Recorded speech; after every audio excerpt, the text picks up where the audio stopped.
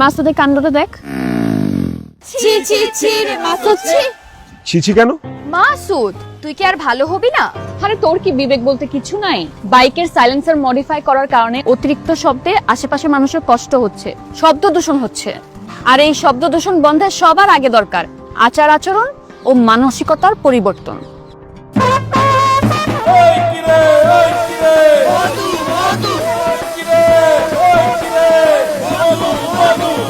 আপা, দোকান উদ্বোধন করতেছি, আইসেন।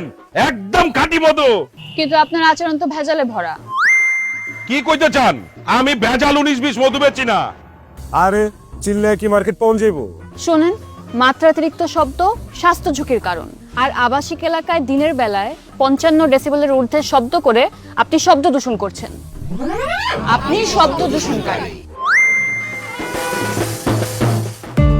আপনার দায়িত্বশীলতা প্রকাশ পায় সচেতন আচরণ থেকে। আসুন শব্দ দূষণ বন্ধে সবাই দায়িত্বশীল আচরণ করি। আর নয় শব্দ দূষণ, চাই সুস্থ জীবন।